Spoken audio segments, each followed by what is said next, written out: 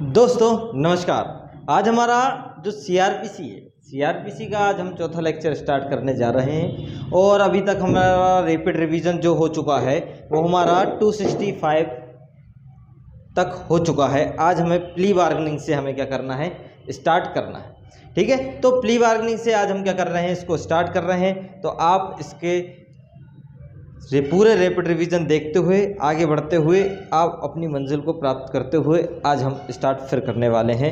ठीक है, अभी थोड़ा सा बिजी थे इसलिए रैपिड रिवीजन थोड़ा रेगुलर नहीं आ पा रहे हैं, लेकिन 1 तारीख के बाद आपको पूरे शानदार जितने भी हमने स्टार्ट करे थे उसको आपको पूरा कंप्लीट करूँगा। ठीक है, इसके बाद आज हम स्टार्ट कर रहे हैं हमारा चैप्टर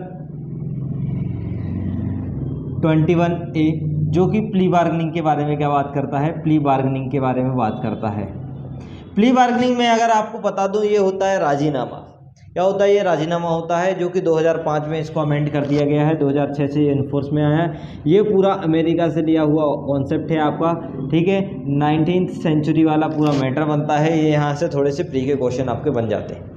ठीक है, ये कहाँ से कहाँ तक है आपको सीधा इसकी अगर आपको सेक्शन याद है तो भी आपका काम बन जाएगा। ज़्यादा इसके अंदर पढ़ने वाली चीज़ नहीं है।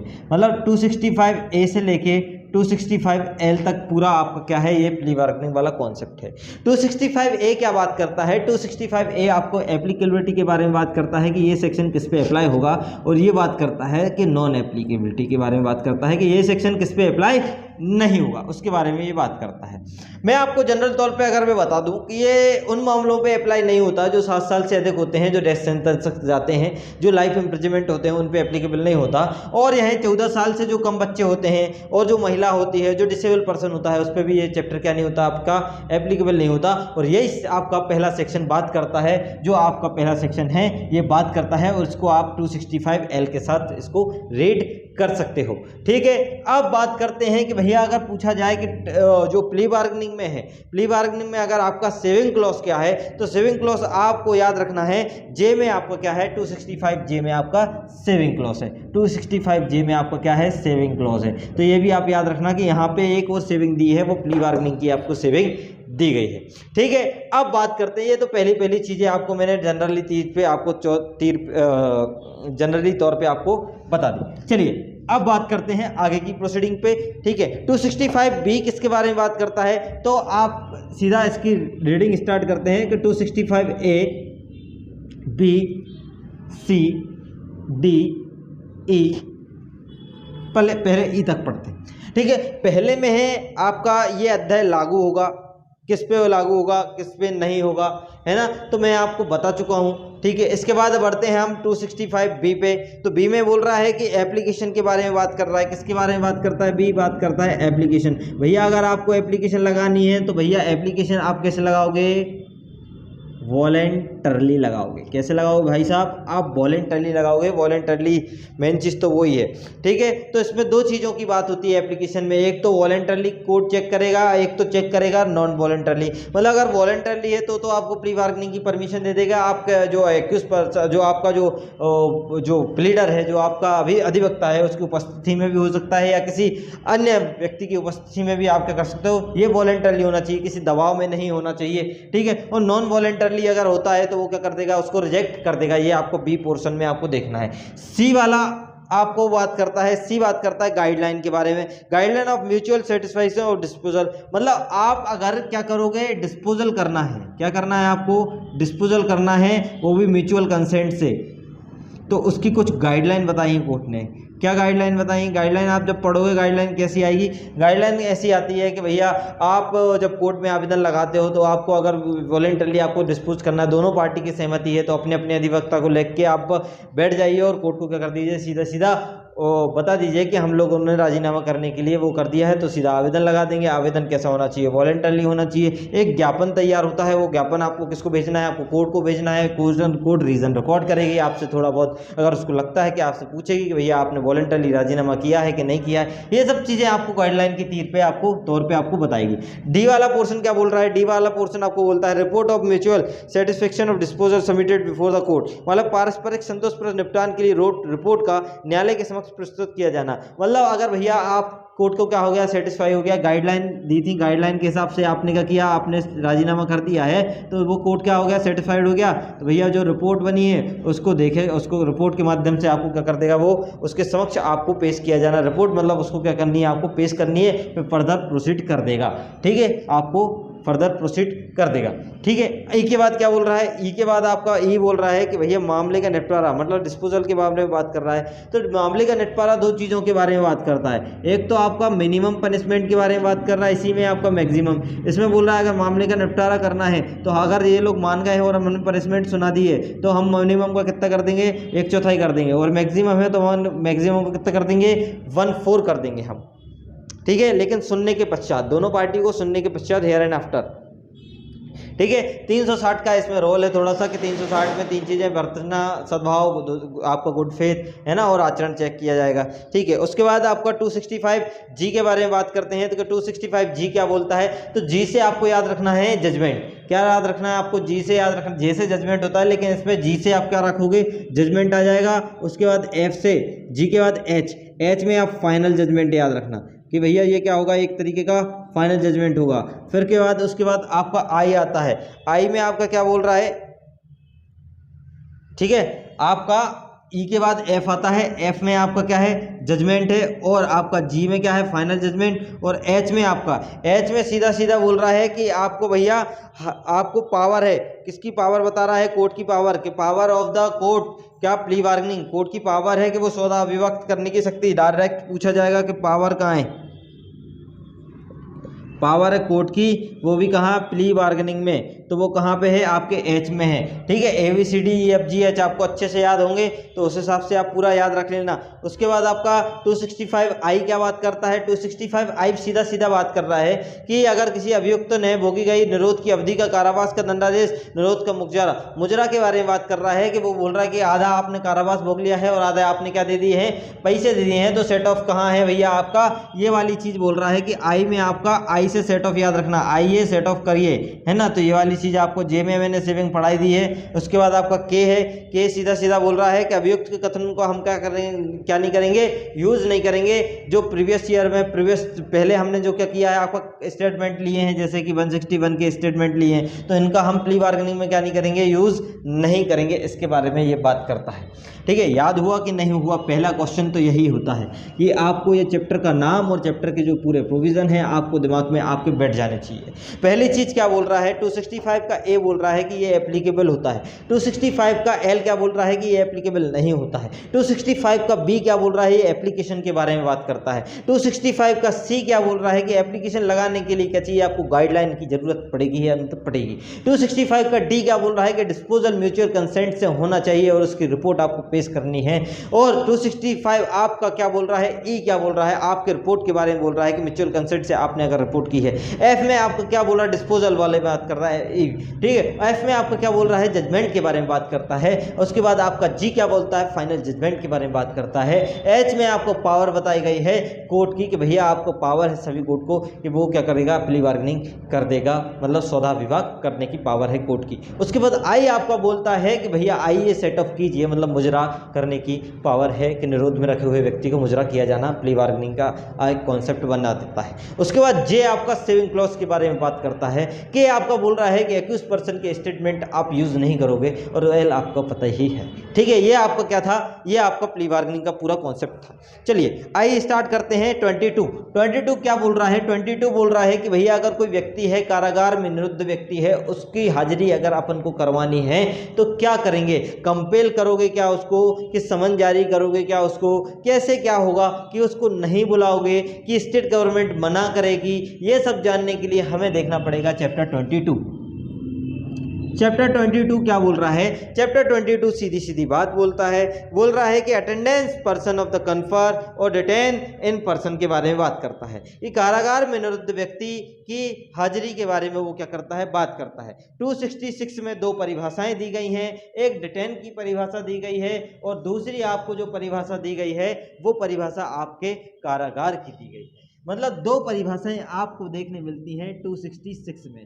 एक तो आपकी डिटेन की परिभाषा मिलती है कि भैया डिटेन, और दूसरा आपको कारागार की परिभाषा मिलती है। डिटेन की परिभाषा तो सीधी बात किसी व्यक्ति को निरुद्ध रखना, ठीक है, उसमें आपको समझ में आ जाएगा कि विधि के अधीन किसके निरुद्ध रखा है, तो वो क्या है, एक निरुद्ध की परिभाषा में आ जाता है। लेकिन कारागार की परिभाषा में सीधा सीधा बोलता है कि आपका जो पोस्टल संस्था है वो भी आपका जो सुधार है, सुधारालय, वो भी आपका क्या है, कारागार होगा, और जो स्टेट गवर्नमेंट जो बोले वो भी कारागार होगा, जेल तो है ही है ना। तो ये क्या है आपका 266 में। 267 किसके बारे में बात करता है, 267 बात करता है आपकी बंदियों के हाजिरी के बारे में। 267 हाजिरी के बारे में बात कर रहा है कि अपीयर होने के बारे में बात कर रहा है कि कैदी को कैसे आपको क्या कराना है, अपीयर कराना है, उसके बारे में बात कर रहा है। सीधी सीधी बात करा रहा है कि आपको कैदी को अपीयर कराना है तो जो वारंट है वो वारंट आप किसको भेजोगे, सीधे सीधी बात जेलर को भेजोगे, और जेलर किसको लेके आएगा, सीधा सीधी बात कैदी को लेके आएगा। लेकिन कुछ एक्सेप्शन इसके ये बन रहे हैं कि जिसको स्टेट गवर्नमेंट क्या कर देगी, मना कर देगी, उसको आप लेके नहीं आओगे।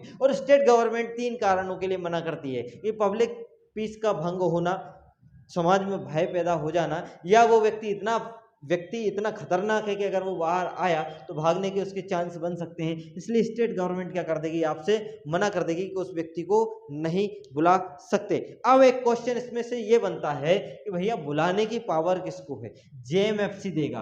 अपीयर कराने की पावर किसको है, 267 जब आप पढ़ोगे तो जेएमएफसी देगा, और उस पर जो वारंट जा रहा है जेलर के पास, इस वारंट पे भैया सिग्नेचर लगेंगे किसके, सीजेएम के साइन लगेंगे। किसके साइन होने चाहिए, सीजीएम। और सीजीएम क्या साइन करने के लिए बाउंड है क्या भैया, सीजीएम बाउंड नहीं है, मतलब साइन कर भी सकता है और साइन नहीं भी कर सकता है। ये वाली चीज आपको ध्यान देनी है, ठीक है। 268 क्या बात करता है, 268 बात कर रहा है भैया आपका कि कारागार के भार साधक अधिकारी का कतिपय आकस्मिकताओं के कारण आदेश को कार्यान्वित न करने के बारे में बात कर रहा है कि यदि कोई व्यक्ति जो अंग शैथिल्य है, यदि कोई व्यक्ति बीमार है, यदि कोई व्यक्ति रुग्णता से परिपूर्ण है, उसको कारागार से आप कोर्ट के समक्ष नहीं बुला सकते हो। लेकिन एक एक्सेप्शन है कि 25 किलोमीटर ही आपका अगर कोर्ट दूर है तो जेलर बाउंड हो जाएगा उसको लेकर आने के लिए, भले वो उसको बुखार कुछ भी हो। समझ में आ रही बात को। और दूसरी चीज, एक चीज और है कि अगर स्टेट गवर्नमेंट मना करती है तो भैया जेलर को क्या करना है, रीजन रिकॉर्ड करना है, तो वो भी आपका 268 में आपका आ जाएगा। मतलब 267 का कंप्लायंस लेना था, कंप्लायंस आप इन चीजों में नहीं लोगे, उसका रीजन रिकॉर्ड करना पड़ेगा, लेकिन 25 किलोमीटर अगर दूर है तो आपको करना ही करना है, ठीक है। क्लियर हुआ। 269 पे आप आ जाते हैं। 269 क्या बोल रहा है, 269 सीधी सीधी बात कर रहा है कि कारागार के जो आप अधिकारी का आकस्मिक आवश्यकताओं के कारण आदेश का कार्यान्वित न करने के बारे में ये क्या कर रहा है, आपका बात कर रहा है कि कारागार के भार साधक अधिकारी का कतिपय आकस्मिकताओं में आदेश का कार्यान्वित न करने के कारण, है ना, ये हम पढ़ चुके हैं। 268 भी पढ़ लिया है, बंदियों की हाजिरी भी आपने क्या कर ली है, पढ़ ली है, और 269 भी पढ़ लिया है। चलिए 270 क्या बात कर रहा है, 270 बात कर रहा है कि बंदी का न्यायालय की विरक्षा में लाया जाना, कि भैया आपको कोर्ट की कस्टडी में लाना है, किसको, कैदी को लाना है। सीधा क्वेश्चन अगर आपसे पूछ लिया जाए कि कोर्ट की कस्टडी में कैदी को लाने का प्रोविजन कहाँ है, तो अब वो आपका प्रोविजन सीधा सीधा आपका 270 है। और लास्ट इसका 271 क्या बात कर रहा है, सेक्शन अकेला याद रख लीजिए कि कारागार में साक्षी की परीक्षा के लिए कमीशन जारी करा जाना, और वो कमीशन की जितनी प्रोसीडिंग है वो अभी हम पढ़ रहे हैं, तो 284 से लेके पूरा हमारा चलेगा आपका, ठीक है, 299। चलिए आगे आ जाते हैं चैप्टर 23। चैप्टर 23 सीधी सीधी दो चीजों की बात करता है, जांच और विचारण के साक्ष्य के बारे में बात करता है। चैप्टर 23 किसके बारे में बात कर रहा है, जांच और विचारण के साक्ष्य के बारे में आपका चैप्टर 23 बात कर रहा है। चैप्टर 23 आपका इंक्वायरी और आपका ट्रायल में जो एविडेंस है उसके बारे में क्या कर रहा है, वो भैया बात कर रहा है। क्या बात करता है आइए समझते हैं। पहली चीज, आप अगर इसको सेक्शन भी याद रखोगे तो भी आपको क्लियर हो जाएगा। देखो वन शॉट में लिख पाना तो थोड़ा सा मुश्किल है इसको, क्योंकि छोटे छोटे सेक्शन है, आपको क्लियर हो जानी चाहिए। पहला आपको बोल रहा है 272 बोल रहा है कोर्ट की लैंग्वेज, साक्ष्य कैसे लिए जाएंगे, कोर्ट की लैंग्वेज में लिए जाएंगे। क्या, एविडेंस। ये किसकी बात करता है, ये 272 बात करता है। इसमें पढ़ने के लिए और कुछ नहीं है। कोर्ट की लैंग्वेज कौन डिसाइड करेगा, बस स्टेट गवर्नमेंट डिसाइड करेगा। कौन डिसाइड करेगा भैया? स्टेट गवर्नमेंट कोर्ट की लैंग्वेज क्या करेगा? डिसाइड करेगा।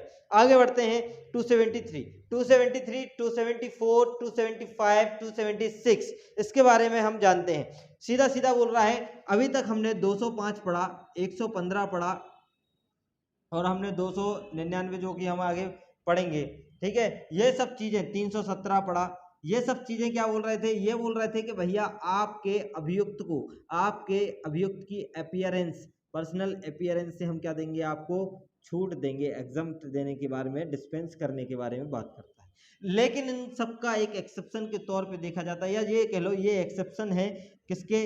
273 के। किसके हैं? 273 के, जो कि 273 बात करता है कि भैया आप एक्यूज पर्सन के सामने ही क्या लोगे? आप एविडेंस लोगे, उसके बारे में ये क्या करता है? बात आपका करता है। लेकिन इसमें महिलाओं के केस के बारे में बोला गया है कि महिलाओं के केस में, जो 376 वाले केस में, उसमें एक्यूज पर्सन की अपीयरेंस क्या नहीं है? जरूरी नहीं है, उसकी उपस्थिति में साक्ष्य नहीं लिया जाएगा। इसके बारे में ये क्या करता है? आपका बात कर रहा है। और 18 वर्ष से अगर कम आयु की कोई स्त्री है, उसके केस में भी ये क्या करता है? मना करता है आपको पर्सनल अपीयरेंस से, ठीक है। ये वाली चीज आपको ध्यान होनी चाहिए, ठीक है। अब देखो रिकॉर्ड के बारे में बात करता है, किसके बारे में? रिकॉर्ड के बारे में। तो कहाँ कहाँ इसके रिकॉर्ड के प्रोविजन है? 274 है, 275 है, 276 है और 283 है। 283 में आपका हाई कोर्ट है, इसमें आपका सेशन है, इसमें आपका वारंट है, इसमें आपका समन है। ये वाली चीज आपको क्या करनी है? यहाँ पे याद रखने लायक है। समझ में आ रहा? यहाँ पे समन केस का बारे में बात कर रहा है कि समन केस में आपको रिकॉर्ड करना है साक्ष्य को, वारंट केस में आपको रिकॉर्ड करना है साक्ष्य को, ठीक है। यहाँ पे सेशन कोर्ट द्वारा रिकॉर्ड करना है साक्ष्य को, और यहाँ पे हाई कोर्ट द्वारा रिकॉर्ड करना है साक्ष्य को, ठीक है। सबकी प्रोसीडिंग सेम है। आप एक की समझ लीजिए, सीधी सीधी बात बोल रहा है कि समन मामलों में जांच के अभिलेख तैयार कैसे होते हैं। तो आपको एक सेक्शन आपको पता होगा, वो सेक्शन हम पढ़ के आए हैं 145 से 148 में, जो अपन इंक्वायरी करते हैं, जो लैंड और वाटर से डिस्प्यूट होते हैं, लैंड वाटर से संबंधित मामले होते हैं, लोकल इंस्पेक्शन, लोकल इंक्वायरी करवाते हैं, है ना, लोकल इंक्वायरी करवाते हैं। तो इसके मामले में बात करता है आपका, ठीक है। तो ये बोल रहा है कि भैया वो क्या करेगा? स्वयं करेगा। क्या करेगा? स्वयं जांच करेगा, तैयार करेगा, मेमो तैयार करेगा। अगर वह स्वयं असमर्थ है तो वो अपने जो टाइपर है उसको बोल के बोलेगा कि मैं बोल रहा हूँ, आप क्या करिए, इसको लिखिए, है ना। तो ये वाली चीज आपको समझ में आनी चाहिए यहाँ से, और उस पे हस्ताक्षर कर देगा लास्ट में कि जैसे मैंने खुद ने ही लिखे। ये आपका प्रैक्टिकल चलता है। सेम प्रोविजन इसमें है, सेम। इसमें ज्ञापन के बारे में बात करता है, लेकिन इनमें ज्ञापन के बारे में बात नहीं करता। इसमें पूरा मेमोरेंडम तैयार होता है, फिर साइन होते हैं, इसमें नहीं होते हैं ये सब चीजें। और 283 आपको हाई कोर्ट के रिकॉर्ड के बारे में बात कर रहा है कि भैया हाई कोर्ट के एविडेंस रिकॉर्ड किए जाएंगे, हाई कोर्ट में अगर कोई एविडेंस है।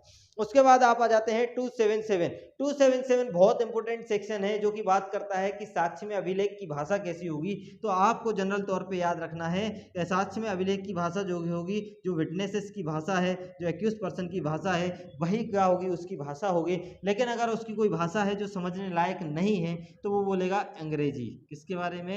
अंग्रेजी भाषा होगी। कंपलसरी है कि भैया अंग्रेज भाषा होगी, और इंग्लिश भाषा क्या है? अंडरस्टैंडिंग है, लोग समझ सकते हैं, ठीक है। जहाँ हिंदी नहीं चलती वहाँ तो इंग्लिश आती ही आती है। इसके बारे में आपका कौन बात कर रहा है? 277 बात कर रहा है। 278 क्या बात करता है? आइए समझते हैं। 278 सबसे पहले आप लिख लीजिए कि ये विटनेस के बारे में बात कर रहा है। किसके बारे में बात कर रहा है? ये विटनेस के बारे में बात कर रहा है, ठीक है। क्या बात करता है विटनेस के बारे में? ये बोल रहा है कि भैया साक्ष्य क्या हो गए? आपके कंप्लीट हो गए हैं। क्या हो गए आपके साक्ष्य? क्या हो गए? व्हेन कंप्लीट के बारे में बात कर रहा है कि आपका जो एविडेंस है, वो सेक्शन, वो कंप्लीट हो गए हैं। तो आइए भैया, आपको विटनेस हम आपको पढ़कर सुनाएंगे, आपको समझाएंगे। हम आपको क्या करेंगे? पढ़कर सुनाएंगे, समझाएंगे, और आपकी प्लीडर की उपस्थिति भी हो सकती है, ठीक है। यदि अगर कोई आपत्ति है, जब हम आपको पढ़ के सुना रहे हैं, और अगर आपका कोई ऑब्जेक्शन है भैया, तो आपके ऑब्जेक्शन को हम क्या कर लेंगे? ऐड कर लेंगे। कौन कर लेगा? कोर्ट कर लेगा भैया। और यहाँ पे प्लीडर की उपस्थिति भी है, ठीक है। 279 किसके बारे में बात कर रहा है? 279 सीधा सीधा बोल रहा है कि आप क्या हो, ढोर हो, इसलिए हमें क्या कराना पड़ना है, भाषांतर कराना पड़ रहा है। चाहे आपका एक्यूज पर्सन हो, चाहे आपके प्लीडर हो, इन लोगों को समझ में नहीं आ रहा है, इसलिए हम क्या करना पड़ रहा है, इंटरप्रिटेशन करना पड़ रहा है, इंटरप्रेटर करना पड़ रहा है। और ये इंटरप्रेटर ठीक ठाक होना चाहिए, शुद्ध शुद्ध होना चाहिए। ये बात आपका 282 बोलता है कि भैया जो इंटरप्रेटर है वो साफ साफ भाषा में होना चाहिए, ठीक ठीक होना चाहिए। तो 279 और आपका 282 इसके बारे में। अच्छा, इसके बारे में जो पढ़ी ना जाने वाली लैंग्वेज के बारे में और कोई है तो हाँ, एक 318 है। कितना है? 318। उसमें भी बोला जाता है कि आपको समझ में नहीं आ रही है भाषा, है ना, तो उसके बारे में भी वाला करता है। उसके बाद आपका 280 भावभंगी के बारे में बात करता है कि भैया भावभंगी की अकेला एक ही याद रख लेना इससे, भावभंगी के बारे में आपको क्या याद कर रहा है कि मजिस्ट्रेट या पीठासीन अधिकारी इसके बारे में बात करते हैं। 281 तो आपको याद ही होगा, 164 के हिसाब से हमने साथ पढ़ा था कि 281 में जो ओथ पे क्या होगा आपका है, जो अभियुक्त की परीक्षा होगी वो ओथ पे होगी, वो कौन करेगा? एमएम करेगा। कौन करेगा? आपका एमएम या एमएन से भिन्न जो मजिस्ट्रेट है या सेशन है, ठीक है, वो करेगा। और अगर सेशन असमर्थ है तो उसका सबऑर्डिनेट वो भी कर सकता है, अगर सेशन नहीं है तो उसका सबऑर्डिनेट कोई भी मजिस्ट्रेट कर सकता है। तो ये वाली चीज आपको याद रखना है, ठीक है। 281 में एमएम और आपका असिस्टेंट, आपका मजिस्ट्रेट और सेशन वाली चीज आपको याद रखनी है। 281 में ओथ है प्लस एग्जामिनेशन है, इसका एक्यूज का। ये यहाँ पे आपको 315 और 313 में भी आपको देखने मिलता है। 315 में भी आपका competent witness, competent accused person मतलब कॉम्पिटेंट विटनेस के बारे में खुद आता है, तो वो भी किस पे आता है? आपके ओथ पे। 164 में भी हम इसका दूसरा पार्ट जब पढ़ते हैं, पहले वाले में तो ओथ का मना करते हैं, लेकिन दूसरे वाले में किसका बोलता है? वो ओथ का बोलता है। 313 तो आपको पता ही है, एक्यूज पर्सन के एग्जामिनेशन के बारे में। तो ये वाली चीज आपको क्या बोल रही है कि अभियुक्त पर्सन की अपेक्षा का अभिलेख तैयार किया जाना, तो वो कौन करेगा भैया? आपका इस पे करेगा, ठीक है। और न्यायालय की भाषा में होगा, किसकी भाषा में, किसकी लैंग्वेज में होगा? आपकी न्यायालय की लैंग्वेज में होगा। ये वाली चीज आपको ध्यान देने वाली बात है, ठीक। आगे बढ़ते हैं। अब कमीशन के बारे में आ गया। कमीशन क्या है? कमीशन आपका 284 से लेके आपका 299 तक आपका कमीशन दिया है। इसके बारे में कुछ नहीं करना है। कमीशन कौन जारी करता है, किसको जारी होंगे, कमीशन का निष्पादन कौन करता है, और कमीशन पे साक्षी क्या दोबारा आपकी परीक्षा ले सकते हैं, इसके बारे में हमें पूरी जानकारी रहनी चाहिए। मतलब शुरुआती जो सेक्शन है वो शुरुआती सेक्शन सीधी सीधी वाली बात करते हैं कि किसी व्यक्ति को से एक साक्षी को हाजिरी से अभिमुक्ति लिखा है ना, तो 284 भी दी जाए और कमीशन जारी किया जाए। मतलब आपको विलंब से बचाने के लिए हम क्या करेंगे? कमीशन जारी करेंगे। जिसको अभिमुक्ति दे दी है और उसकी एग्जामिनेशन जरूरी है तो हम सीधा कर देंगे, उसको कमीशन जारी कर देंगे। तो 284 सीधा बोलता है इश्यू ऑफ कमीशन के बारे में, इश्यू ऑफ कमीशन के बारे में ये सीधा सीधा बात करता है। कौन जारी करता है? तो सीधी बात, कौन जारी करता है? तो आपको लिखना है मजिस्ट्रेट और कोर्ट, ये दो आपके जारी करते हैं, ठीक है। किस लिए जारी करते हैं? What is the purpose of commission? तो ये आपका रीजन क्या है कि पर्पस क्या है? तो आपका जो पर्पस है ये भैया जारी किए जाते हैं एंड ऑफ जस्टिस के लिए, एंड ऑफ जस्टिस, ठीक है। 285 किसके बारे में बात करता है? 285 सीधा बोल रहा है किसको जारी किए जाएंगे। तो आप अथॉरिटी याद रखना, किसको जारी किए जाएंगे? Whom to issue, whom to issue. तो आपका अथॉरिटी है एक तो सीजेएम और एक आपका एमएम के सीएमएम, सीएमएम याद रखना, सीजेएम और सीएमएम, ये वाली चीज आपको याद होनी चाहिए। ये कब करेंगे? ये किसको होगा? जब लोकल जुरिडिक्शन की बात आती है। किसको? लोकल जुरिडिक्शन में। और अगर आउटसाइड इंडिया है तो आपको पढ़ना पड़ेगा 290, तो आपको पढ़ना पड़ेगा सेक्शन 290। वहां पे आपको कमीशन का एग्जीक्यूशन के बारे में 290 में आपको क्या करता है? बात करता है, ठीक है। तो ये वाली चीज आपको ध्यान देनी है। और अगर आउटसाइड इंडिया है तो फिर भैया आपको क्या करना पड़ेगा? स्टेट गवर्नमेंट, सेंट्रल गवर्नमेंट अधिसूचना द्वारा निर्दिष्ट करेगा, फिर आपको क्या करना है? वो वाला काम करना है, ठीक है। 286 किसके बारे में बात कर रहा है? 286 एग्जीक्यूशन करवाएंगे अब तो भैया कि एग्जीक्यूशन ऑफ कमीशन, तो एग्जीक्यूशन ऑफ कमीशन कौन कराता है आपका एमएम और सीजेएम को निर्दिष्ट होगा, डायरेक्ट होगा। 287 किसके बारे में कमीशन का एग्जीक्यूशन होगा, तो लौटाओ भैया कमीशन, लौटाया जाना रिटर्न के बारे में बात करता है कि नहीं करता है। अच्छा 288 बात करता है रिटर्न के बारे में, जारी हुआ होगा तो वापस आ गया, लौटाए जाने के बारे में 288 बात करता है। 287 बोल रहा है कि जब कमीशन जाता है ना तो अपना जो पार्टी है वो भी एग्जामिनेशन कर सकता है। पार्टी एग्जामिनेशन का मीनिंग ये है कि भैया वो भी अपने क्वेश्चन को फ्रेम करके कमीशन ऑफिसर को देता है और वो कमीशन लेके जाएगा, तो वो वहां से पार्टी के क्वेश्चन की भी क्या कर सकता है, पूछताछ कर सकता है। 289 वेरी इंपॉर्टेंट है जो कि स्थगन के बारे में बात करता है। सीपीसी में अगर स्थगन देखा तो ऑर्डन 17 में आपको स्थगन देखने मिल जाएगा, और आपका 27 में भी एमपीएलआरसी सीजीएलआरसी में आपको स्थगन देखने मिल सकता है, एक बार चेक कर लेना आप लोग। ठीक है आगे बढ़ते हैं। ठीक है रिलेट करके पढ़ोगे तो क्या बहुत सारी चीज़ें आपको याद रहेंगी दिमाग में, और इस तरीके से आप पढ़ोगे तो आपको बहुत सारा काम हो सकता है। चलिए स्टार्ट करते हैं फिर से कि क्या बोला है वो कि 289 में आपका क्या है स्थगन है। 289 सिर्फ सेक्शन भी अगर इसके याद है अगर आपको तो ये आपका काम बन जाने वाला है।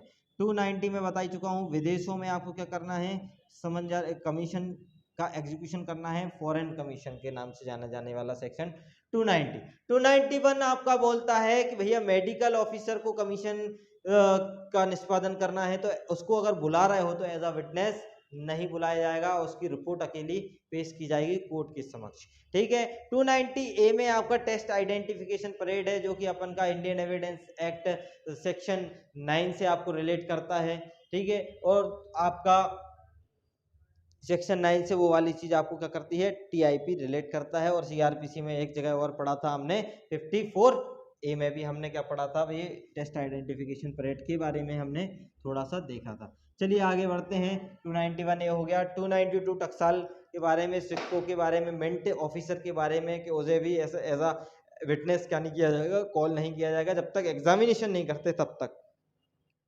ठीक है उसके बाद 293 क्या बात कर रहा है, वो बात कर रहा है पूरी लिस्ट बनी हुई है, आप लोग देख लेना, सरकारी विशेषज्ञ की रिपोर्ट के बारे में लिस्ट बनी है। सरकारी विशेषज्ञ की report ballistics officer, DNA officer, DNA होता है, फिंगरप्रिंट एक्सपर्ट होता है, इनके बारे में पूरा बताया है, तो इनको भी एज ए विटनेस कॉल नहीं किया जाएगा और इनकी जो रिपोर्ट होगी वो असली समझ कर क्या कहेंगे, हम एडमिट करेंगे, इसके बारे में ये बात करता है।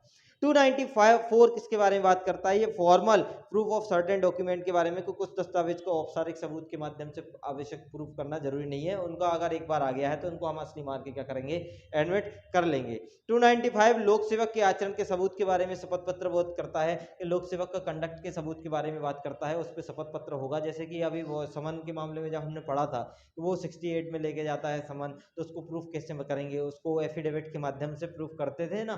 ठीक है तो वो क्या है, उसका जो कंडक्ट बता रहा है वो कंडक्ट के साथ अपन क्या लगाना है, एफिडेविट के माध्यम से उसको प्रूफ कर देंगे। ठीक है उसके बाद 296 आपका शपथ पत्र पर औपचारिक साक्ष्य लिए जाएंगे, ये तो जनरल चीज पे है, ये आपको याद भी रखना है कि evidence of the formal character on affidavit, मतलब शपथ पत्र पर आपको क्या लेना है, औपचारिक साक्ष्य लेना है। औपचारिक साक्ष्य के बारे में बात करता है।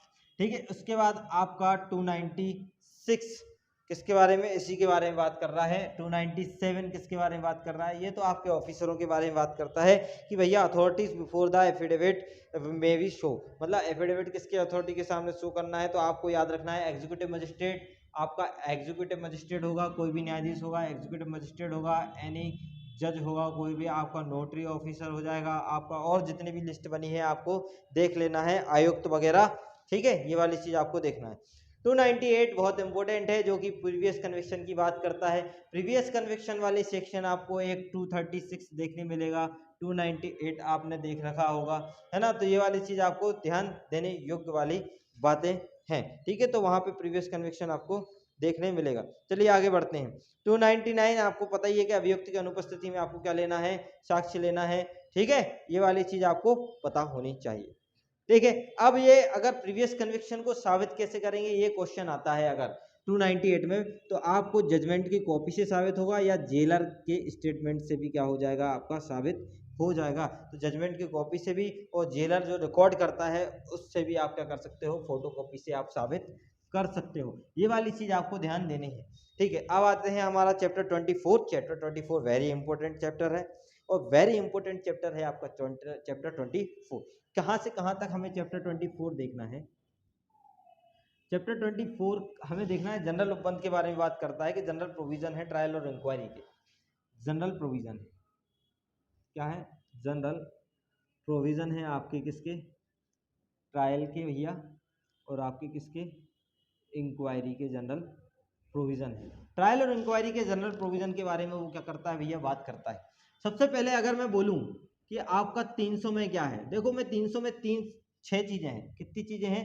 6 चीजें हैं 300 में। 6 आपके सबसेक्शन बात करते हैं, ठीक है। पहला वाला आपका तो सीधा मना करता है, मैंने ऐसे ही याद किए हैं तो आपको भी ऐसे ही बोल देता हूँ। पहला वाला मना कर देता है कि भैया आप डबल ट्रायल नहीं कर सकते, और ये वाली चीज आपको 20 के 3 में, 20 के 2 में भी मिलेगी, और रेस जुडिकेटा आपको 11 में भी मिलेगा। और 11 का जो एक्सप्लेनेशन है आपका 4, जो कि कंस्ट्रक्टिव रेस जुडिकेटा के बारे में बात करता है, वो यहाँ पे थोड़ा रिलेट करता है, क्योंकि उसका 2 to 1 जो डाउट की कंडीशन में है कि कौन सा चार्ज लगाएं, और 2 to 2 का जो 2 to 1 का 2 है, ये कंस्ट्रक्टिव रेस जुडिकेटा के बारे में बात करता है, कंस्ट्रक्टिव रेस जुडिकेटा के बारे में बात करता है। तो ये आपको क्या करता है? सीधा सीधा डबल ट्रायल के लिए क्या करता है? आपका मना करता है कि एक बार चार्ज फ्रेम कर दिया, आपको डाउट है तो आप दोबारा चार्ज फ्रेम नहीं करोगे, दोबारा चार्ज फ्रेम करके ट्रायल नहीं कर सकते। दूसरा वाला बोल रहा है कि भैया स्टेट गवर्नमेंट की परमिशन से ही आप क्या कर सकते हो?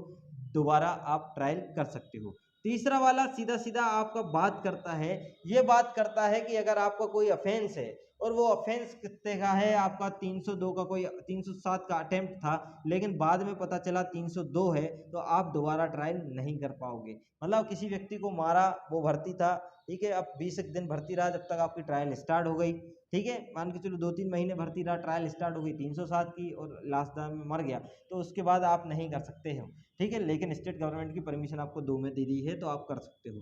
4 वाला सीधा परमिशन के बारे में बात कर रहा है कि आप डबल ट्रायल कर सकते हो। आपको बोल रहा है कि भैया आप क्या कर लो? डबल ट्रायल कर सकते हो। उसके बारे में आपका केस क्या बात कर रहा है?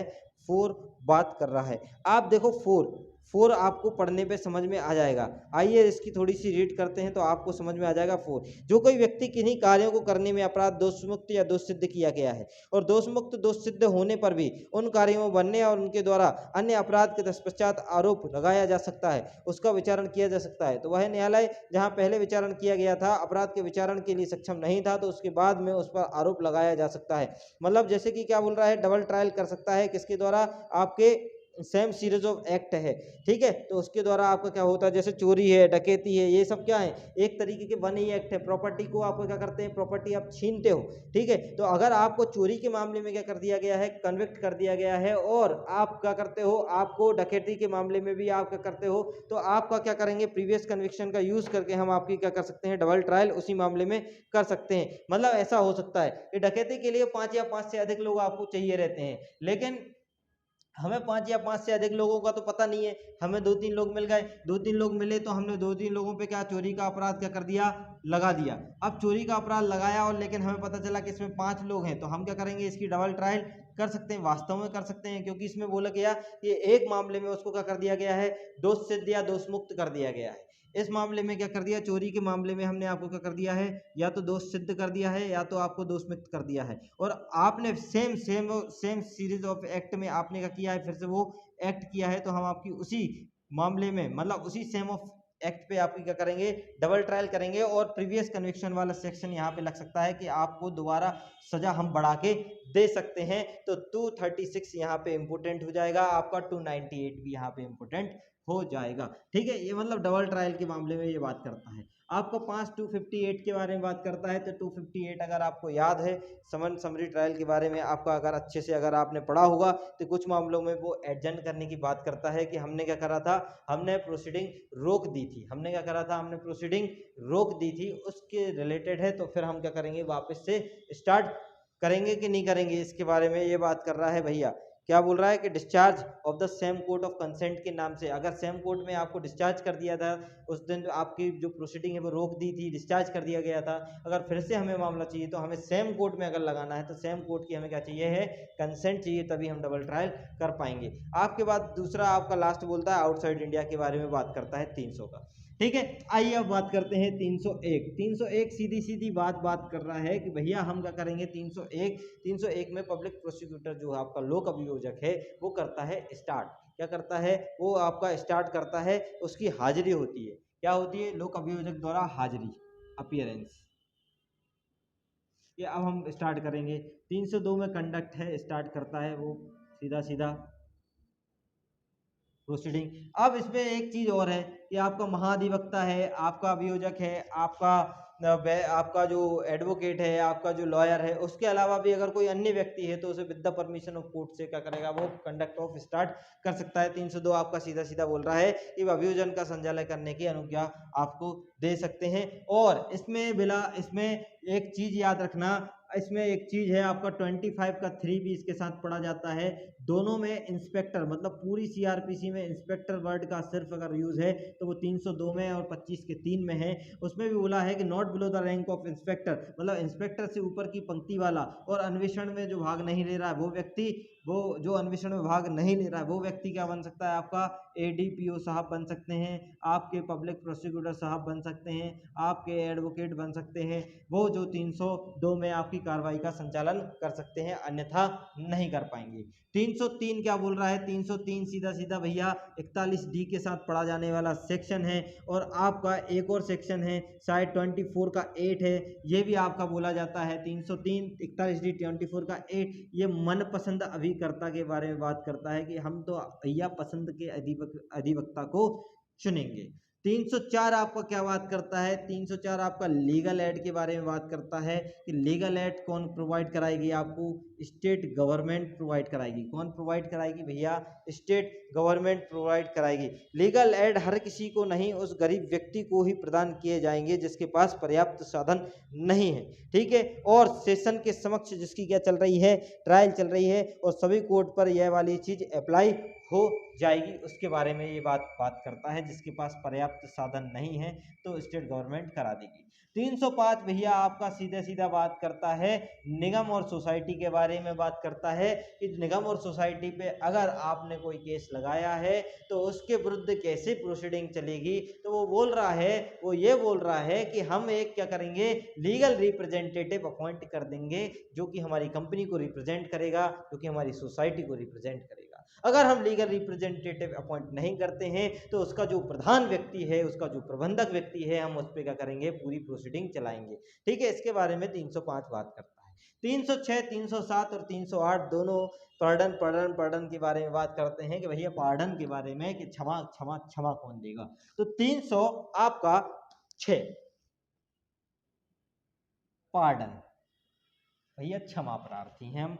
306, 307 और आपका एक और भाई साहब है 308, ये आपका किसके बारे में बात कर रहा है, ये 306 का कंप्लाइंस लेने के बारे में बात करता है। ये शायद आपका कंडीशन बताता है कि अगर आप कंडीशन नहीं मानोगे तो हम आप पे सेपरेट सूट चलाएंगे। क्या चलाएंगे भैया, सेपरेट सूट चलाएंगे, जो कि हमें आईपीसी बताएगा। अगर आप फॉल्स देते हो और अगर आप कंडीशन नहीं मानते हो तो सेपरेट सूट का प्रावधान है आपका 308 में। 306 आपका क्या बात करता है, 306 में ये लागू होता है, ये 3 चीजों पे लागू होता है। आपको अगर याद हो तो 3 चीजों पे लागू होता है, प्रत्यक्ष, परोक्ष और सांसर्गिक संबंध है अगर, तो उस चीज पे लागू होगा कि आपने क्या किया है, प्रत्यक्ष संबंध है, आपके परोक्ष संबंध है, उसके बिहाफ पे आपने उसकी सहायता करी है, या कोई वैश्वासिक संबंध है उस पे अगर है तो ये पार्डन उसी व्यक्ति को मिलेगा। प्रत्यक्ष, परोक्ष और संबंध है आपके एक्यूज पर्सन से, आप सहभागी हो, है ना, सहभागी को क्षमादान के बारे में आपका 306 बात करता है। वो बोल रहा है सह अपराधी, इसको बोला जाता है 306 को, ये प्री कमिटल स्टेज है। 307 को बोला जाता है पोस्ट कमिटल स्टेज, ठीक है। ये दोनों चीजें आपको यहाँ पे याद रखनी है। ये सह अपराधी के बारे में बात करता है, तो ठीक है, ये वाली आपको कंप्लाइंस, और कंप्लाइंस के बारे में भी आपका एक सेक्शन है। वो कौन सा सेक्शन है, 133 ऑफ इंडियन एविडेंस एक्ट, आपको वहां से भी आपको याद मिलेगा, ठीक है। ये वाली चीज आपको याद रखनी है, ठीक है। आगे बढ़ते हैं। इसमें बोला है कि सीजेएम और एमएम कौन सी अथॉरिटी है, बहुत इंपॉर्टेंट है, आपको याद रखनी है, सीजेएम और एमएम। और दूसरी अथॉरिटी है आपकी जेएमएफसी, जेएमएफसी। दो अथॉरिटी का नाम आपको बहुत अच्छे से याद रखना है, ये दो चीजों के लिए है। सीजेएम और एमएम आपका इंक्वायरी, ट्रायल और इन्वेस्टिगेशन, ये सिर्फ इंक्वायरी और ट्रायल के बारे में बात करता है, इन्वेस्टिगेशन के बारे में बात जेएमएफसी नहीं करता। ये बोल रहा है अगर ये व्यक्ति जो सह अपराधी है वो सच बताए तो हम क्या दे देंगे, इसको सीधा सीधा पार्डन दे देंगे, रीजन रिकॉर्ड कर देंगे। लेकिन ठीक है, इसके बारे में ये क्या करता है, आपका सीधा सीधा बात करता है। 307 आपका पोस्ट कमिटल स्टेज के बारे में बात करता है। इसमें बताया गया है कि इनके अलावा सीजीएम, एमएम और जेएमएफसी के अलावा स्पेशल जो कोर्ट बनाई जाती है, स्पेशल कोर्ट, स्पेशल मजिस्ट्रेट, जो कि हम पढ़ के आए हैं 11, 18, 21 में, उनको भी क्या है भैया, आपकी पावर दी गई है। काय की पावर है, पार्डन की पावर है। मतलब इसका ये क्या है, एक्सटेंशन है, एक तरीके से देखा जाए 306 का 307 एक्सटेंशन के बारे में बात है कि जो आपका जो निर्देश देने की शक्ति है वो आपके इनके अलावा भी किसकी है, आपके विशेष न्यायालय को भी पावर है। 7 साल या 7 साल से अधिक कठोर दंड के मामले में, ठीक है, 133, 144 के जो एविडेंस है उसके एविडेंस के एक्ट के मामले में रीजन रिकॉर्ड करेंगे, ठीक है। और पार्डन यदि अभियुक्त स्वीकार करे या नहीं करे तो उसको निशुल्क अभियुक्त को निशुल्क प्रतिलिपि भी देंगे। चौथे वाले में बात करता है कि जमानत अगर नहीं हुई तो जेल में भेज देंगे जब तक पार्डन ना मिल जाए। और ये क्या करता है, कमिटल किसको करना है, सीधा सीधा सेशन को कर सकते हैं। मतलब आपका 308 बहुत इंपॉर्टेंट है। 308 का जो आपको पॉइंट पढ़ने हैं वो पॉइंट बहुत ही इंपॉर्टेंट आपके पॉइंट है। पहली चीज तो स्पेशल कोर्ट को पावर है, देखिए अब थोड़ा सा इसकी, पहला तो सीजीएम एमएम आपको 306 समझ में आ गया होगा, 308 भी मैंने समझा दिया कि सेपरेट चलेगी। 307 थोड़ा सा ऐसा है, इसमें बोला गया है स्पेशल कोर्ट को भी पावर है। किसको पावर भैया, स्पेशल कोर्ट को भी पावर है क्या देने की, पार्डन देने की। ये क्या करेगा, रीजन को रिकॉर्ड करेगा। क्या करेगा, ये रीजन को रिकॉर्ड करेगा जब भी पार्डन देगा। किस मामले का है भैया, बी, भैया 7 साल या 7 साल से अधिक कठोर दंड में अगर आपको पार्डन देना है तो आप अगर पार्डन देते हो तो आप अभियुक्त को क्या दोगे, निःशुल्क फोटोकॉपी दोगे, चाहे वो पार्डन एक्सेप्ट करता है चाहे नहीं करता है, इन दोनों के मामले में आपको देना है, ठीक है। इसके बाद आपका जो बात करता है, ये बात करता है कि भैया अगर आपने जमानत हुई नहीं हुई, आप इसकी क्या नहीं हुई है, जमानत नहीं हुई और पार्डन की प्रोसीडिंग चल रही, तब तक इसको काय में रखोगे, आप जेल में रखोगे जब तक कि पार्डन नहीं हो जाता है। और अगर विशेष कोर्ट जो है आपका ये कमिट कर सकता है किसको, डायरेक्ट मामला सेशन को, किसको करेगा, सेशन को। ये आपका लास्ट वाला पॉइंट बोलता है, ठीक है। ये वाली चीज आपको ध्यान देने योग्य वाली बातें हैं, ठीक है। आगे बढ़ते हैं, ठीक है। आगे 309, 308 पढ़ा चुका हूं, सेपरेट चलेगा, ठीक है। मिथ्या साक्ष्य का अपराध दिया है आपने तो उसकी ट्रायल कैसी चलेगी, सेपरेट चलेगी। आपने मिथ्या साक्ष्य के लिए हाई कोर्ट की परमिशन, सेपरेट ट्रायल के लिए अगर किसकी परमिशन चाहिए आपको, हाई कोर्ट की परमिशन लगेगी भैया विचारण के लिए। ये वाली चीज यहाँ पे याद रखना। और विचारण सेशन पढ़ के सुन के दोष मुक्त अगर किया है तो साक्ष्य के पूर्व की कार्यवाही, ये वाली चीज आपको ध्यान देने योग्य वाली बातें, यहाँ पे आपको ध्यान देने योग्य वाली बातें हैं, ठीक है। ये वाली चीज आपको ध्यान देना है, ठीक है। आगे मतलब अगर 308 में आपकी सेपरेट ट्रायल है, सीधी बात है, आप क्या कह रहे हैं, सेपरेट ट्रायल के बारे में बात कर रहा है और हम सेपरेट ट्रायल हाई कोर्ट की परमिशन से ही चलाएंगे। किस मामले में आपने क्या दिया था, हमें फॉल्स एविडेंस दे दिए थे, क्या दिए थे हमने, फॉल्स एविडेंस, तो उसकी सजा आपको अलग चलने वाली है, ठीक है। और ये मामला सेशन के पास भी जा सकता है, ये वाली चीज आपको ध्यान देने योग्य वाली बात है, ठीक है। आ जाइए 309, 309 किसके बारे में बात कर रहा है, 309 आपको बात करता है कि सीधे सीधे कार्रवाई को मुलतवी और स्थगित करने की शक्ति के बारे में, पोस्टपोन। आप 309 को 209 जैसे कि 202 में भी हम पढ़ते हैं पोस्टपोन और एडजन में, वो प्री ट्रायल स्टेज है, ये आफ्टर ट्रायल वाली स्टेज के बारे में बात करता है। तो 209 309 आपको याद होना चाहिए, कार्रवाई को स्थगित और मुलतवी करने की शक्ति के बारे में बात करता है आपका, और रीजन रिकॉर्ड करना पड़ेगा और मैंडेटरी है क्या, कॉपी देना, ठीक है। ये वाली चीजें आपको देखनी पड़ेगी, इसमें देख लेना आप। 310 आपका सीधा सीधा 148 और 339 के साथ पढ़ा जाता है, जो कि आपको लोकल इंस्पेक्शन, लोकल इंक्वायरी, और ये किसके बारे में बात कर रहा है आपका, local inspection, local inquiry, local inquiry और लोकल इन्वेस्टिगेशन। लोकल इन्वेस्टिगेशन 139 में है आपका, लोकल इंक्वायरी आपका 148 में है और लोकल इंस्पेक्शन आपका कहाँ दिया है, 310 में दिया। ये तीनों सेक्शन आप अच्छे से याद रखिएगा। इसमें बोला है कि क्या अगर लोकल इंस्पेक्शन करने अगर कोई मजिस्ट्रेट जाता है तो वो भैया अगर वो जा रहा है तो भैया इसको कॉपी देना मैंडेटरी है क्या? तो मैंडेटरी है भैया, कॉपी देना क्या है आपको? मैंडेटरी है। और साक्ष्य पर उचित विवेचन के लिए आपको कॉपी देना मैंडेटरी है, जांच करना है, ठीक है। ये वाली चीज जो भी आपने जांच करी है उसको कॉपी देना क्या है आपको? मैंडेटरी है। ये वाली चीज आपको याद रखनी है, ठीक है। 311 री एग्जामिनेशन के बारे में बात कर रहा है। किसके बारे में बात करता है? री एग्जामिनेशन के बारे में, कि जो आपने एक्यूज पर, जो आपने विटनेसेस को बुलाया है और विटनेसेस को पुनः बुलाओगे आप और उनका क्या लोगे? री एग्जामिनेशन लोगे। सिर्फ इतना ही पूछा जाता है कि री एग्जामिनेशन कहाँ है विटनेसेस का, तो 311 में आप याद रखिएगा। 312 कॉस्ट के बारे में बात करता है। किसके बारे में? खर्चा वर्चा देने के बारे में आपका क्या करता है? 312 आपका बात करता है कि हम आपसे क्या लेंगे? सीधा सीधा हम आपसे खर्चा के बारे में वो क्या करता है? आपको सीधी बात करता है। 311 ए आपका नमूने हस्ताक्षर के बारे में बात करता है कि नमूना हस्ताक्षर जेएमएफसी के आदेश पे होगा। ये वाली चीज आपको 311 ए में भी याद रखनी है, ठीक है। ये वाली चीज आप ध्यान रखिएगा, अच्छे से याद रखिएगा, ठीक है।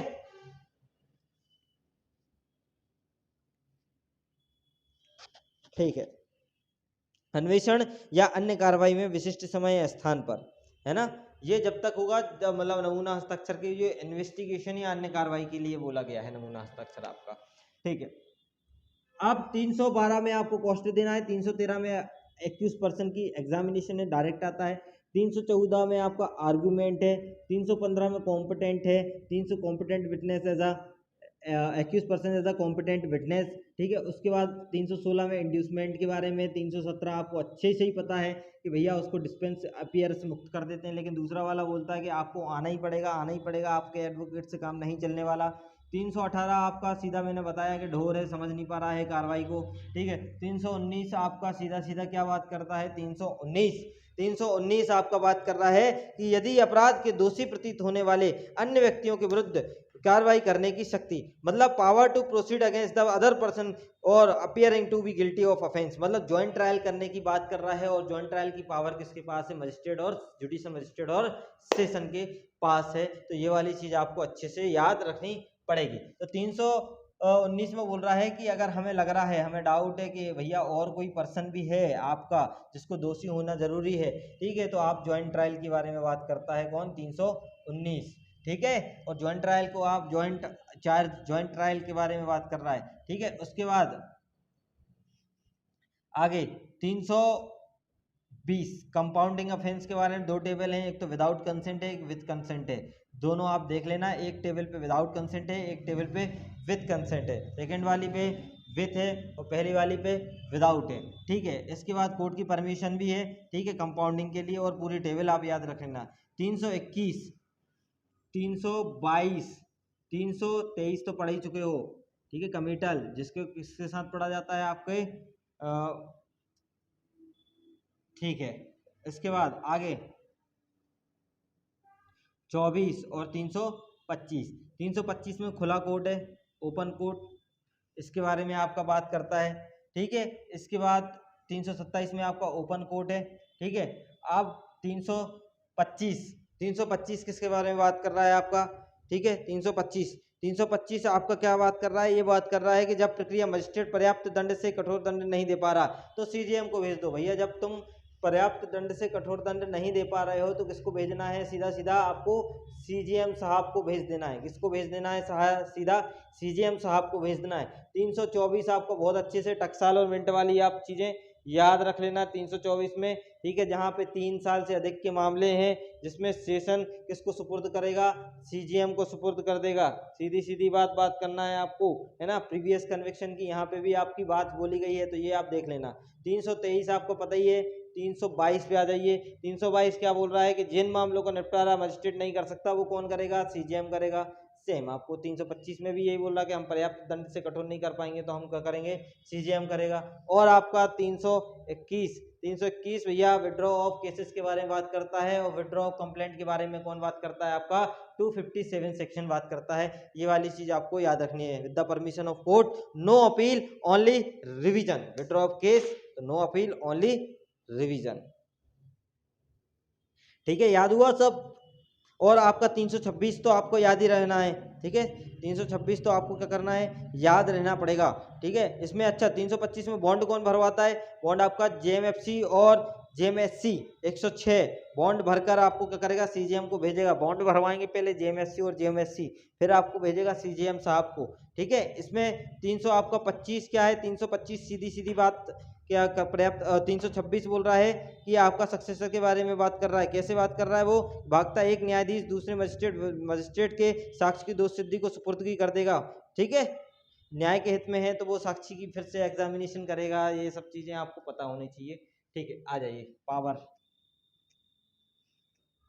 देखो आप बना लेते हैं फटाफट। 300 में हमने कितनी चीजें पढ़ी, 6 चीजें पढ़ी। 301 में हमने क्या पढ़ा, एपीआर हो गया था कौन, पब्लिक प्रोसिक्यूटर। 302 में कंडक्ट उसका स्टार्ट कर रहा था वो अदर पर्सन भी करेगा with the permission of court, inspector नहीं करेगा। ये वाली चीज आपको याद रखनी है। Inspector not below the rank of inspector, है ना, नीचे से पंक्ति के नीचे से नहीं करेगा। 303 आपको याद है, मनपसंद अभिकर्ता 41 डी और 25 24 का आपका 8, ये भी आपको याद रखना है। उसके बाद 304 आपको याद ही हो गया, 304 लीगल एड के बारे में, जो पर्याप्त रूप से साधन नहीं है उसके पास। 305 आपका किसके बारे में बात कर रहा है, 305 आपका जो आपका अथॉरिटी, वो जो सोसाइटी वगैरह है, जो निगम वगैरह हैं, बॉडीज़ के वगैरह, उनके एलआर को अपॉइंट करने की, एलआर को शपथ पे अपॉइंट कर देते हैं, फिर उसको क्या करते हैं, प्रोसीड कराते हैं। अगर वो नहीं है तो उसका प्रबंधक, प्रधान, ये सब चीज़ों के बारे में बात करता है। पार्डन के बारे में 3 लोग बात करते हैं, 306, 307 और 308। 308 आपको सेपरेट ट्रायल के नाम से याद रखनी चाहिए कि भैया सेपरेट ट्रायल चलाएगा with the permission of high court के नाम से चलेगी ये, ठीक है। 307 आपका 4 चीज़ों के बारे में बात कर रहा है। किसके बारे में बात कर रहा है, ये बोल रहा है स्पेशल कोर्ट को भी पार्डन देने की पावर है। किस मामले में, 7 या 7 से अधिक वर्ष अत्यंत कठोर कारावास से अगर कोई दंडनीय अपराध है। वो बोल रहा है कि अगर बेल नहीं मिली है, जब तक उसको कहाँ में रखोगे, आप जेल में ही रखोगे पार्डन के समय तक, ये वाली चीज़ वो बोल रहा है। एक चीज़ और बोलता है 307 में ही आपका कि भैया या तो वो एक्सेप्ट करेगा और नॉन एक्सेप्ट करेगा पार्डन को, है ना, नहीं करता है तो रीज़न रिकॉर्ड करके आपको फॉरवर्ड कर देना है, ठीक है। 306 आपका क्या बोल रहा है, 306 सीधी सीधी पार्डन के बारे में बात करता है कि सह अपराधी को क्षमादान देने के बारे में। कौन, आपका जो जेएमएफसी है, आपका जो सीजेएम है, और किसके बारे में पावर है, आपके सीजेएम और एमएम। तो सीजेएम और एमएम 3 मामलों में पार्डन देंगे, इंक्वायरी, इन्वेस्टिगेशन और ट्रायल। और आपका जो जेएमएफसी है वो सिर्फ इंक्वायरी और ट्रायल के मामले में क्या दे सकता है, पार्डन दे सकता है। ये वाली चीज़ आपको याद रखनी है। सच बताए तो ही पार्डन देगो, झूठ बताओगे तो 307 में चले जाओगे, ठीक है। ये वाली चीज़ आपको ध्यान रखनी है यहाँ पे बस, और उसके अलावा कुछ नहीं। फिर रीजन रिकॉर्ड, ये वो सब चीज़ें हैं। उसके बाद 310 में आपका लोकल इंस्पेक्शन के बारे में बात करता है। 309 आपका पोस्टपोन और एडजेंट के बारे में बात करता है कि मुलतवी करना, पोस्टपोन करना, ठीक है, इसके बारे में वो बात करता है, ठीक है। ये वाली चीज़ आपको याद होगी, ठीक है। आगे बढ़ते हैं। 311 आपका किसके बारे में बात करता है, री एग्जामिनेशन के बारे में बात करता है। 312 आप बुलाओगे तो कॉस्ट खर्चा देना पड़ेगा। 161 में भी आप बुलाते हो ना, तो उसके तीसरे पॉइंट में भी आप क्या करते हो, खर्चा देते हो। सीपीसी के ऑर्डर 20A में भी आप खर्चा देते हो। सेक्शन 35 में भी खर्चा देते हो। 313 में आपका वही तो एग्जामिनेशन ऑफ एक्यूज है, जो तो आपको पता ही है। 314 में आर्ग्यूमेंट हो जाएगा। 315 में आपका बहस है। 315 में accused person as a competent business, क्योंकि वो काय पे आता है, ओथ पे आता है, ठीक है। 316 आपका लाभ, इंड्यूसमेंट, टीआईपी नहीं देने वाले हैं, ठीक है। ये आपको पढ़ा जाता है, आपका 24 के साथ पढ़ा जाता है टीआईपी वाला, ठीक है। और किसके साथ, 160 और टीआईपी आपका, और एक जगह और टीआईपी है सीआरपीसी में, तो वो भी आप देख लेना, लिख लेना, है ना। 317 आपका किसके बारे में बात करता है, वो बात करता है पर्सनल अपीयरेंस से अभिमुक्ति के बारे में, लेकिन दूसरे वाला बोलता है कि हाँ आना है तो आना ही है। 318 बोल रहा है कि भैया एक्यूज पर्सन को समझ में नहीं आ रही प्रोसीडिंग, ठीक है, तो इंटरप्रिटेशन उसके बारे में बात कर रहा है 318, है ना। क्या बोल रहा है, प्रक्रिया जहां अभियुक्त पर्सन कार्रवाई को नहीं समझता तो हाई कोर्ट को भेज दिया जाएगा, जैसा कि ठीक समझे, मतलब हाई कोर्ट को ट्रांसफर करने के बारे में बात कर रहा है। 319 आपका सीधी सीधी बात करता है कि भैया अपराधों का जो प्रतीत होता है कि अदर पर्सन उसमें इंक्लूड है, तो भैया अदर पर्सन इंक्लूड है तो हम क्या कर देंगे, ज्वाइंट ट्रायल कर देंगे, अदर पर्सन इंक्लूड है उस ट्रायल में। 320 आपका किसके बारे में बात करता है, ये कंपाउंडिंग के बारे में बात करता है, केस के बारे में। 321 आपका विड्रॉ केस के बारे में बात करता है। 322 322 के साथ आप 325 पढ़ना, थोड़ा सा समझ में ज़्यादा आएगा। 322 बोल रहा है कि जिन मामलों में मजिस्ट्रेट निपटारा नहीं कर सकता उसको सीजीएम को ट्रांसफर कर देगा। सीजीएम मतलब आप डिस्पोज नहीं कर पाओगे। क्या नहीं कर पा रहे हो आप? डिस्पोज नहीं कर पा रहे हो। डिस्पोज वाली चीज़ आपको 265 के ई से भी आपको याद आनी चाहिए। ठीक है, ये वाली चीज़ इस तरीके से अगर आप याद कर लोगे तो आपको समझ में आ जाने वाला है। ठीक है, 323 आपका कमिटल है, सेशन को सीधा मामला चला जाएगा। ठीक है, 324 आपका टकसाल मिंट वाला है। 325 पर्याप्त दंड से कठोर नहीं कर पा रहा तो वो किसको दे देगा? सीधा सीधा सीजीएम को दे देगा। ठीक है, ये वाली चीज़ आपको पता होनी चाहिए। ठीक है, इसलिए बोल रहा हूँ 322 के साथ सीधा 325 पढ़ोगे तो समझ में आ जाएगा। इसमें पर्याप्त दंड से कठोर नहीं आदेश नहीं दे पा रहा, उसमें वो डिस्पोज नहीं कर पा रहा मामला। ठीक है, इसके बाद आपका 326 भागता न्यायाधीश द्वारा सुनाया गया है, हो गया है। सुनाने वाला दूसरा आएगा तो वो सुना देगा इसकी पावर का यूज करके, और 327 ओपन कोर्ट में सुनाया जाएगा। ठीक है, ये वाली चीज आपको याद रखनी है। ठीक है, चलिए आज के लिए इतना ही काफी है। अब हम कल दूसरा लेके आएंगे इसके आगे का, और हम कोशिश करेंगे कि उस सेशन में आपका पूरा सीआरपीसी कवर हो जाए। ठीक है, इसी के साथ नमस्कार, शुक्रिया, धन्यवाद। जुड़े रहिए ड्रीम जुडिशरी इंदौर के साथ।